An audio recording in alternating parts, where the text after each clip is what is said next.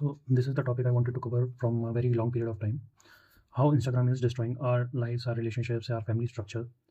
मतलब अगर आप लोग इस चीज़ को ध्यान दें, काफ़ी लोग मेरी बात से सहमत भी हो सकते हैं और काफ़ी लोगों को मेरी बात गलत भी लग सकती है। It's just my opinion what I am been experiencing, I have been seeing lately, it's what I am sharing. पहले आपको एक बात समझनी ज़रूरी है कि मतलब एक बहुत फेमस कोट है कि अगर कोई भी चीज़ फ्री है तो प्रोडक्ट आप हैं, और इस केस में प्रोडक्ट हम ही हैं। इंस्टाग्राम के केस में क्या हो रहा है, Instagram is free to use and mobile data की वजह से वो सब मोबाइल डेटा इतना चीप होने की वजह से सबके फ़ोन में इंस्टाग्राम चल रहा है। और इंस्टाग्राम के एल्गोरिथम इस समय ऐसे काम करते हैं कि वो आपकी रिलेशनशिप्स के ऊपर, आपके फैमिली स्ट्रक्चर के ऊपर और आपके इश्यूज़ के ऊपर वो फीडिंग देता है, आपको कंटेंट प्रोवाइड कराता है। फॉर एग्जाम्पल, अगर आपका आपके पार्टनर के साथ, आपके फैमिली में, आपकी मदर फादर किसी के साथ भी झगड़ा हुआ है, तो उससे रिलेटेड ही आपको कंटेंट अपनी फीड में दिखने लगेगा and it justifies whatever you are feeling, whether it is right और रॉन्ग। मतलब आप ये चीज़ कभी भी नोटिस करके देखना, आपके पार्टनर के साथ फॉर एग्जांपल मेनली इश्यूज़ जो होते हैं पार्टनर के बीच में थोड़े मतलब कॉमन से होते हैं काफ़ी, और वो बात बड़ी छोटी सी होती है, लेकिन इंस्टाग्राम के पोस्ट देख देख के अगर दोनों पर्सन इंस्टाग्राम चला रहे हैं तो वो इंस्टाग्राम के पोस्ट देख देख के उन चीज़ों को बड़ा बना लेते हैं, जबकि वो इतनी बड़ी होती नहीं है।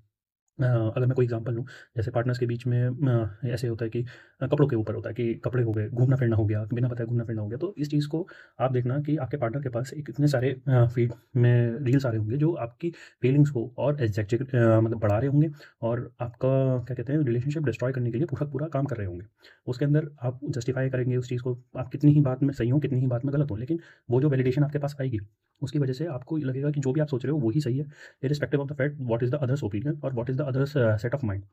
इस समय क्या हो रहा है कि लोग अपने रिलेशनशिप्स के ऊपर, अपने फैमिली स्ट्रक्चर के ऊपर काम नहीं करना चाहते। वो ये नहीं देखते कि सामने वाले ने क्या सैक्रिफाइस कर रखा है, क्या-क्या चीज़ों को गो थ्रू करके आप लोगों ने वो रिलेशन डेवलप करा है, क्या-क्या आपके पेरेंट्स ने सैक्रिफाइस करा है, वो चीज़ वो नहीं देखना चाहते। They just wanted to see and validate what the Instagram reels are feeding to you. People need to understand that instead of seeking the online validation of their feelings, they need to communicate whatever they are feeling with the person they are being concerned with। मतलब for example, अगर आपके father के साथ कोई issue है और वो छोटा मोटा कोई भी इशू होगा, आपको ज़रूरत है कि आप इंस्टाग्राम पे जाके वो फीड्स देख के, और उसमें कोट्स, डिफरेंट डिफरेंट कोट्स आ जाते हैं, 10 इन्फ्लुएंसर होंगे, उनके अलग अलग कोट्स होंगे और उन्होंने ऐसे पोस्ट बना रखी होंगी, वो आपको ऐसी ही फीडिंग देगा इंस्टाग्राम की, आपकी फीलिंग्स को जस्टिफाई करेगा।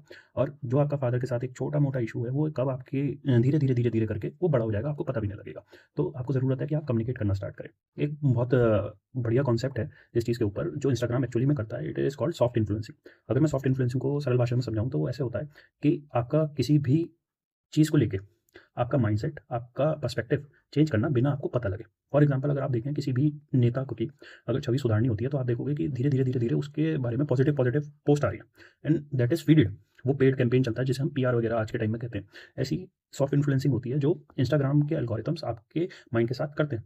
वो आपके माइंड को इस तरीके से इंजीनियर करने लगते हैं कि whatever you are feeling it is right. तो आपको ये चीज़ देखनी ज़रूरी है कि आपके सामने जो भी हैं, आपके part be it your partner, be it your parents, be it your brother sister and anyone else, उनकी क्या फीलिंग्स हैं, उनका क्या ओपिनियन है, on what base they are arguing to you on the topic. अगर आपको इन चीज़ों से ओवरकम करना है, तो आपको ज़रूरत है एक एनालिटिकल माइंड डेवलप करने का, और साथ में आपको ज़रूरत है कि आपको खुल के चीज़ों को सोचना होगा कि आपके सामने क्या चीज़ आ रही है और आप उस चीज़ को कैसे कंज़्यूम कर रहे हैं। तो मेरा आपको सजेशन ये रहेगा कि आप थोड़े टाइम के लिए इंस्टाग्राम बंद करके देखिए, और साथ में अगर आपको बहुत ज़्यादा रेस्टलेसनेस फ़ील होती है कि अब मेरे को कुछ भी कंटेंट वगैरह कंज़्यूम करना है, आप यूट्यूब पे शॉर्ट्स वगैरह देखिए। उसमें ज़मीन आसमान का फ़र्क है। ये जो इंस्टाग्राम के एल्गोरिथम्स हैं, वो हमारे रिलेशनशिप्स के ऊपर, हमारी सारी चीज़ों के ऊपर काम करते हैं। यूट्यूब के एल्गोरिथम्स अभी उस तरीके से डेवलप्ड नहीं है फॉर द टाइम बीइंग, तो आपको उस चीज़ में बहुत ज़्यादा फ़र्क दिखेगा। और आप ये चीज़ एनालाइज़ करोगे कि by the time goes by आपके रिलेशनशिप्स, आपके फैमिली स्ट्रक्चर्स बेटर हो रहे हैं, because you don't have any negative feed to consume on.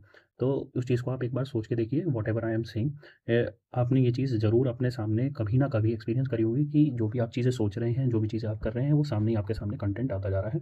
तो उस चीज़ से बचने के लिए ज़रूरी है, एक तो आप इंस्टाग्राम वगैरह पे अपने माइक एक्सेस और काफ़ी सारी चीज़ों को, परमिशन को कम करके रखें।